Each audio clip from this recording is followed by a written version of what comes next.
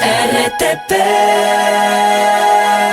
¿Quién nos acompaña? 8:12, está con nosotros Víctor Hugo Quimí, él es experto agrícola. Vamos a hablar sobre los productos que podrían ingresar dentro de los posibles acuerdos con el mercado asiático desde el punto de vista agrícola, y también sobre el gobierno estima que en el 2030 las exportaciones ecuatorianas pues lleguen a un 40% del Producto Interno Bruto. Gracias por acompañarnos, estimado Víctor, bienvenido a la mañana en RTP. Muy buenos días y gracias por la invitación. Distinguidos panelistas que comparten este medio, estoy a las órdenes de ustedes. Gracias.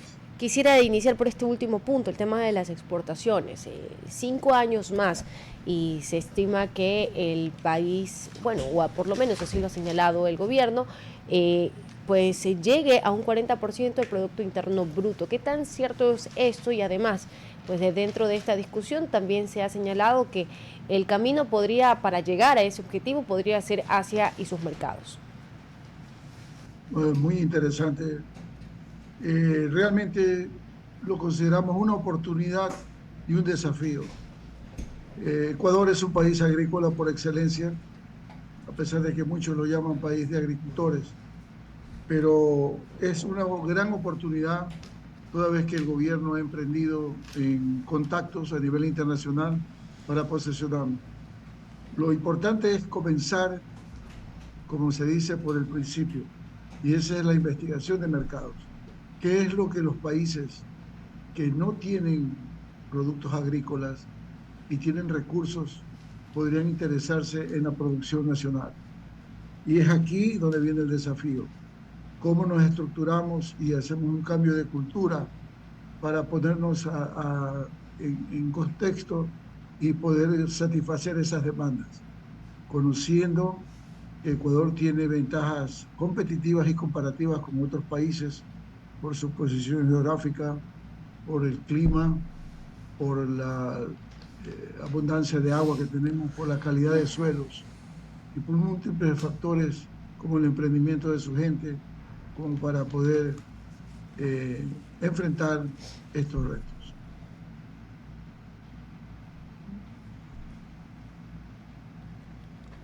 Y en sí, aquí estamos. Y en este sentido, ¿cuáles son los principales retos? Ya que hemos hablado de retos en materia agrícola, ¿cuáles son los retos que tenemos como país?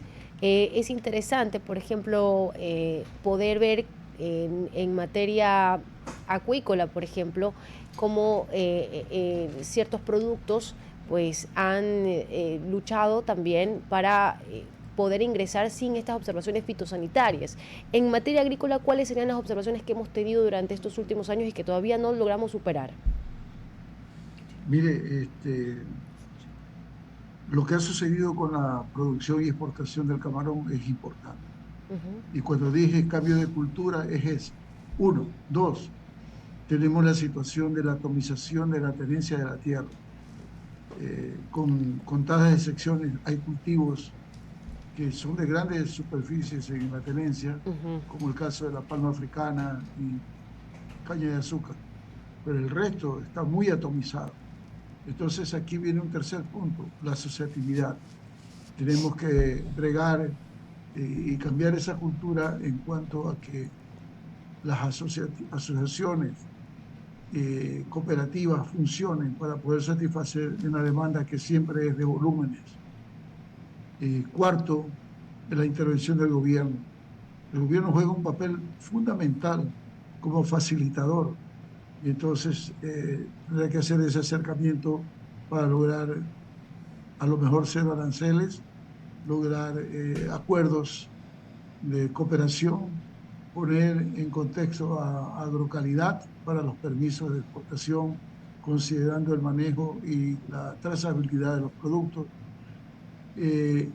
Tenemos que tener a la mano un crédito blando, que no sea oneroso, facilitador también.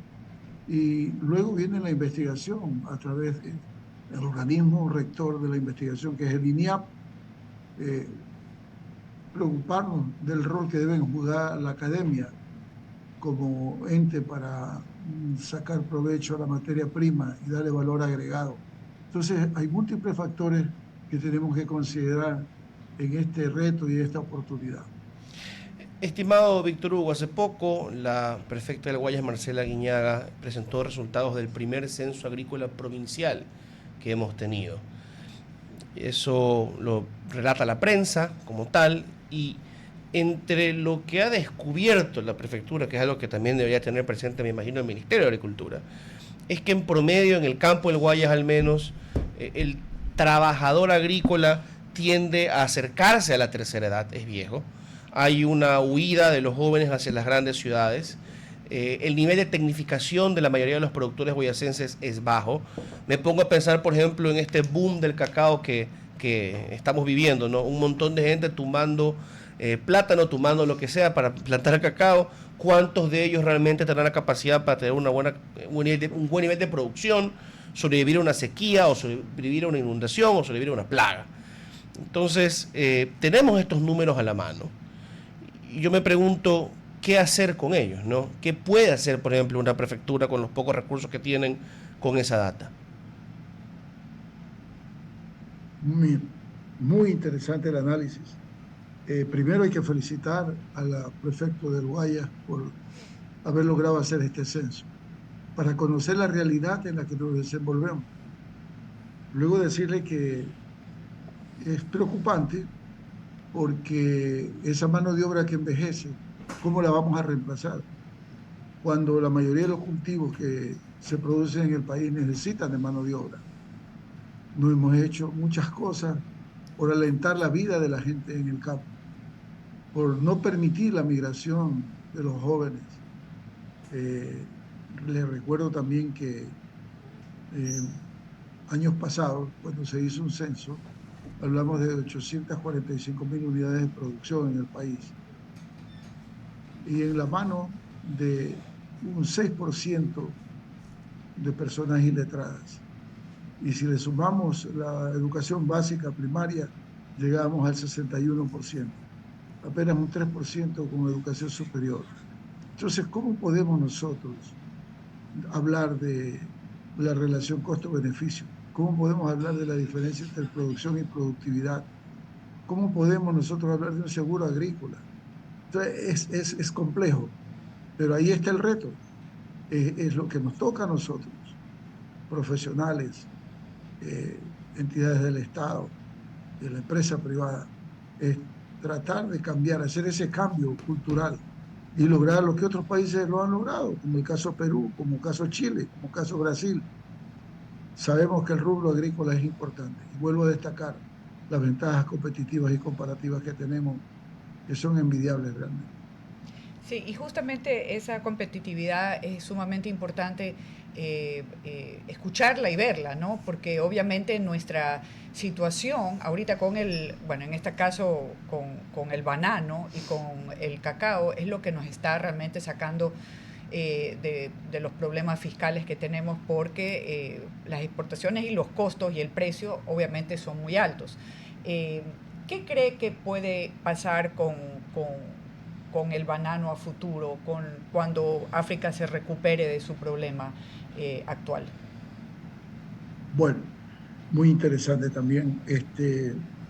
Primero, tenemos que mirar con detenimiento las dos amenazas que tenemos en la producción de banano y plátano, la enfermedad bacteriana del moco y el Wow. posible avance si se ratifica la presencia de Fusarium, mal de Panamá, en el Ecuador. Entonces, esto tenemos que manejarlo con pinzas. Siempre he pensado en una emergencia fitosanitaria. Hay que tomar acciones muy importantes para evitar la diseminación del problema. Eh, Hay medidas que podrían compensarnos en el sentido de que la ubicación geográfica nos facilita bastante ventaja. Eh, si vemos que del banano de las 200.000 hectáreas hay un 60% en manos de pequeños y medianos productores, que son los que menos acceso tienen a transferencia de tecnología, a la consecución de créditos, etcétera. Se hace difícil la transferencia con ellos, Claro. cómo poderlos poner en contexto de producir.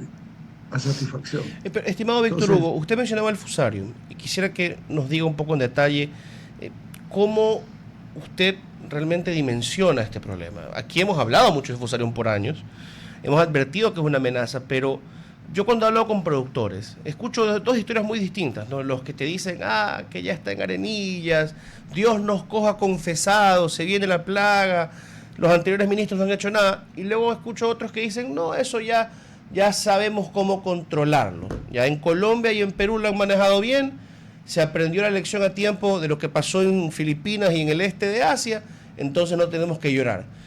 Para usted, ¿qué tan peligroso realmente es esto del fusarium para el Ecuador? muy peligroso.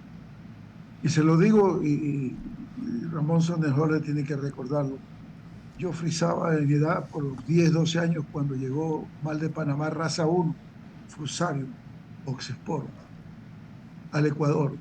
Y vi llorar a la gente porque cada día caían las plantas y se mermaba la producción y exportación del famoso Gros Michel o guineo de seda que en ese entonces se producía. Y la amenaza está para el mundo. Filipinas tiene problemas. Australia, con toda su tecnología y un país de primer mundo, tiene problemas. Y así todos, ¿no? Entonces, es preocupante. Ahora, la situación de lo que ocurrió en los años 60, cuando llegó Fusarium Raza 1, son diferentes ahora a la situación que vivimos actualmente. Hay más tecnología. Por el momento contamos con 2 materiales tolerantes. El uno se llama Formosana 218 y el otro es uno desarrollado en los laboratorios israelitas, La GAT. llamado GAL mejorado. Entonces, estas son alternativas, como materiales tolerantes que Filipinas lo está trabajando cada 2, 3 años cuando pierden la tolerancia. Se está trabajando y ya es una realidad, un material transgénico realizado por la Universidad de Queensland en Australia. Entonces, esta situación es diferente. La tecnología también ayuda para la prevención, mitigación.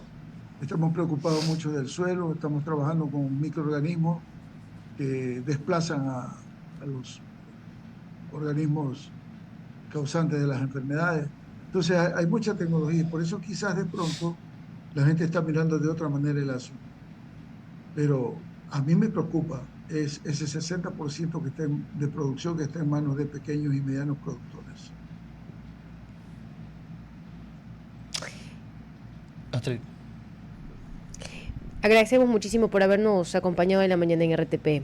Gracias por tratar este tema y también resolver nuestras dudas que han sido realmente necesarias para poder entender mejor el sector agrícola y el tema de exportaciones hacia dónde caminamos. Ha sido muy amable. Muchas gracias por la invitación. Gracias a usted. Estoy siempre a las órdenes. RTP